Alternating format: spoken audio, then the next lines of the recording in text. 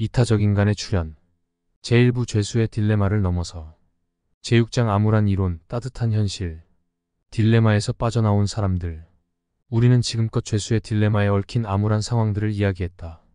거기서 남을 도와야 한다는 당위는 이기심이라는 덫에 걸린 채 항상 뒷전으로 밀려 있었다.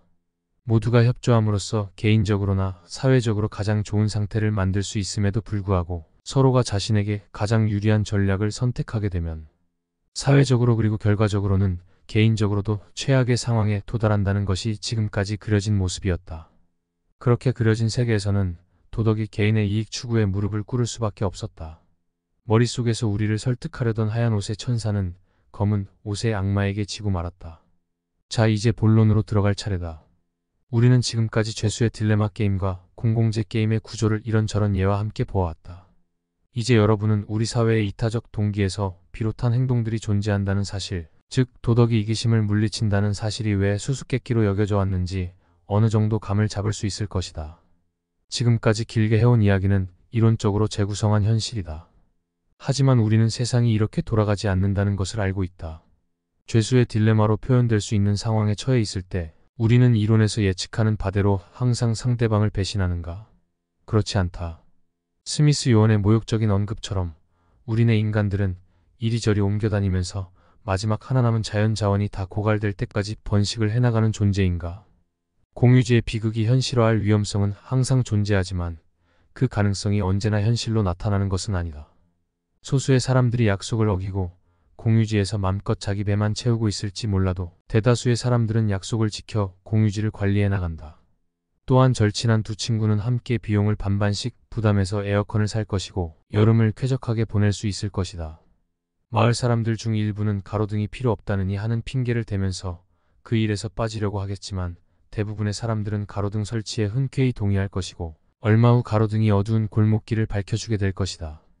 즉 일부에게서 무임승차 경향이 나타날 수는 있지만 많은 경우 공공재는 적절한 수준으로 공급되고 있다. 세상은 경제학자들이 우려하는 것처럼 그렇게 암울하게 돌아가지는 않는다. 사실 이타적 행위 혹은 협조적 행위가 없는 사회란 상상하기조차 힘들다. 우리는 종종 텔레비전이나 신문을 통해서 자신의 목숨을 바쳐가면서 어려움에 빠진 사람을 구해내는 사람들의 이야기를 접한다. 철로로 떨어진 아이를 구하기 위해 자신의 몸을 던진 영무원 이야기나 물에 빠진 사람을 구해내기 위해 위험을 무릅쓰고 물로 뛰어든 사람들의 이야기를 우리는 흔히 접한다.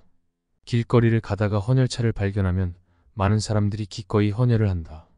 부모는 자식에게 오랜 기간 헌신하며 자식들의 성공을 위해서라면 어떠한 희생도 마다하지 않는다. 깨끗하게 정돈된 사무실에는 반드시 아침 일찍 남들보다 먼저 나와 사무실을 청소하고 꾸미는 사람이 있기 마련이다. 1980년대를 거치면서 우리 사회는 민주주의의 커다란 진전을 이루어냈는데 지금 우리가 향유하는 민주주의의 구석구석마다 항상 자신을 희생하면서 민주화 운동에 몸바쳤던 사람들의 헌신적인 노력이 숨어 있다. 태풍이 휩쓸고 지나간 삶의 터전에서 망연자실한 사람들에게 쏟아지는 온정의 손길들, 아침마다 자기 집 앞뿐 아니라 골목길의 저쪽 끝에서 이쪽 끝까지 깨끗이 쓸어내는 이웃들. 이들은 모두 딜레마에서 벗어나 있다. 희생과 헌신의 동물 사회. 딜레마에서 벗어나 있는 건 비단 인간만이 아니다. 꿀벌 사회나 흰개미 사회는 이타적 협조 행위를 잘 드러내는 예로 많은 학자들의 연구 대상이 되어왔다. 몇몇 종에서는 집단의 생존을 위해 개체가 자살을 선택하는 경우도 있다. 흰개미는 자신의 보금자리를 노리는 적들에게 자신의 창자를 파열시켜 끈끈한 내용물을 뿌려서 적들이 보금자리로 다가오지 못하도록 막는다. 자신이 치명적인 기생충에 감염되었을 때 무리 전체를 보호하기 위해 자기 자신을 격리시키는 두더지의 예도 마찬가지로 이타적인 행위로 이해할 수 있다. 꿀벌 집단과 흰개미 집단에서 나타나는 극도의 사회성, 그리고 이에 입각한 분업체계는 경이로운 현상이 아닐 수 없지만 이들에게서 놀라운 현상은 조직화된 분업 구조만이 아니다. 이들의 분업이 번식에 관련된 분업으로까지 이어질 때 그것은 놀라움을 넘어서서 이해하기 힘든 수수께끼가 된다. 예를 들어 꿀벌 사회는 한 마리의 여왕벌과 수백 수천 마리의 일벌들로 구성되는데 이 가운데 생식이 가능한 암컷은 여왕벌 한 마리뿐이다. 여왕벌과 글자 그대로 밀월 여행을 떠날 날만을 기다리며 무의도식하는 소수의 수벌을 제외하면 나머지 대다수의 일벌들은 모두 암컷이다. 이 일벌들은 선천적으로 생식 능력이 없다. 이 일벌들은 자신의 유전자를 후대에 전달할 능력이 없음에도 불구하고 이들은 평생 여왕벌이 낳은 알을 돌보고 외부의 침입이 있을 때는 목숨을 바쳐 자신들의 보금자리를 지켜낸다. 다시 말해 일벌들의 일생은 타인을 위해서 바쳐진다. 따라서 일벌들의 전생에는 이타적 행위의 전형적인 예다. 더 나아가 일벌들은 누군가가 벌집을 침입하려고 하면 침입자로부터 벌집을 보호하기 위해 전투에 나선다. 잘 알다시피 침을 쓴다는 건 엄청난 고통을 수반하는 행위다.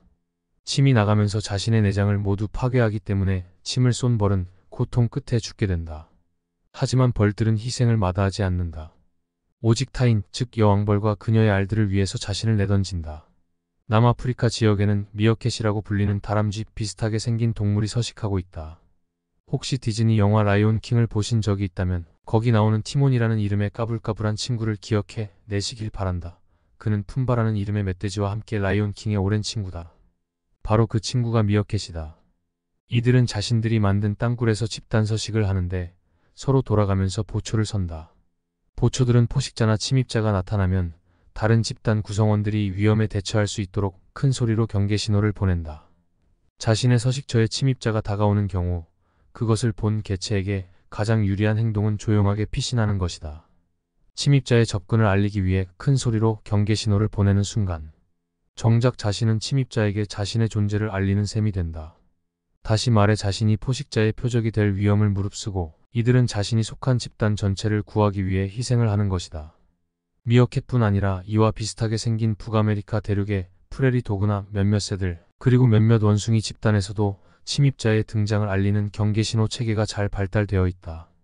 그리고 이러한 경계신호를 보내는 행동은 이타적 행동으로 간주되어 학자들의 연구 대상이 되어 왔다. 커피라는 송사리과의 물고기와 큰 가시고기에서 흔히 발견되는 정찰대는 동물의 이타적인 행동에 대해 말할 때 빠지지 않고 거론되는 현상 중 하나다.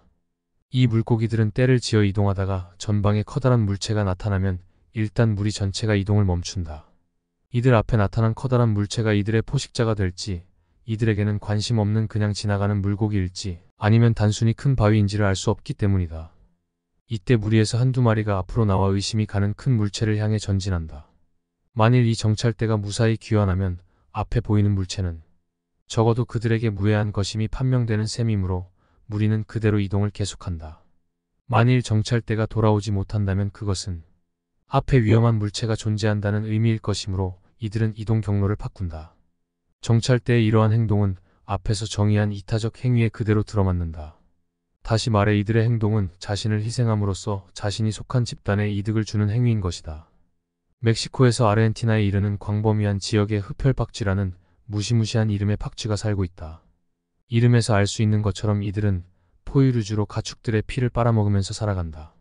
이들은 코에 열을 감지하는 장치가 있어 이를 통해 가축들에게 다가가 피를 빨아먹는다. 생긴 것부터도 혐오스럽고 이들에게 붙여진 이름 역시 섬뜩하기 그지없지만 이들의 삶은 눈물겨운 희생과 도움으로 가득 차 있다. 이들은 매일 저녁 피를 찾아 나서는데 이들이 흡혈사냥에 항상 성공하는 것은 아니다. 하루 평균 성인 박쥐의 약 7%, 어린 박쥐의 약 40%가 흡혈사냥에 실패하여 제대로 피를 섭취하지 못한다. 만일 며칠 동안 계속해서 피를 섭취하지 못하면 약 60시간 정도를 굶으면 치명적인 상황에 처하는데 이럴 때 굶주리고 배고픈, 그리하여 위험에 빠진 박쥐는 동료 박쥐들의 헌신적인 도움을 통해 살아난다. 하루 저녁을 배불리 먹은 박쥐는 그렇지 못한 박쥐에게 자신이 섭취한 피를 토해내어 배고픈 박쥐가 충분한 피를 섭취할 수 있도록 해준다. 흡혈박쥐들의 헌신적인 행동은 우리가 앞에서 정의한 이타적 행위의 예가 된다.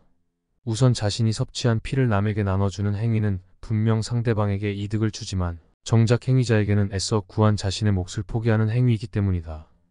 동물들 사이에서 일어나는 협조적 행위는 여기서 그치지 않는다. 아프리카의 임팔라라는 영양은 서로 상대의 목을 긁어준다. 침팬지 사회에서 서로 털을 다듬어주는 행위와 먹이 공유 현상, 그리고 권력을 둘러싼 투쟁에서 연합 형성 등은 모두 이타적 협조 행위의 예가 된다. 송사리들에게 혹은 흰개미나 꿀벌들에게 그리고 박쥐들에게 집단의 중요성을 강조하는 이데올로기가 있는 것도 아니고 인간 사회에서처럼 규율이 있어서 그것을 위반하는 자에게 큰 벌이 내려지는 것도 아닐 텐데 이들에게서 이타적인 행동이 나타나는 이유는 무엇일까? 그럼 이제 본격적으로 이타적 행동의 진화에 얽힌 수수께끼의 답을 찾아나가 보자. 앞으로 당분간 우리의 논의는 인간 사회에만 국한되지 않을지도 모른다. 어떤 경우에는 동물들의 행동을 관찰하면서 수수께끼의 열쇠를 찾을 수 있을지도 모르기 때문이다. 그렇다면 우리는 왜 이타적인 행동을 하게 되는 것일까? 우리 사회에서 흔히 발견되는 이타적 행동은 어디에서 비롯된 것일까? 왜 우리는 무임승차를 함으로써 우리의 이익을 극대화할 수 있는 상황에서도 그러한 이기적 동기를 억누르고 협조적으로 행동하는 것일까? 자, 이제 이 수수께끼를 풀 차례다. 이상으로 이타적 인간의 출현 제1부 죄수의 딜레마를 넘어서 제6장 암울한 이론, 따뜻한 현실이었습니다.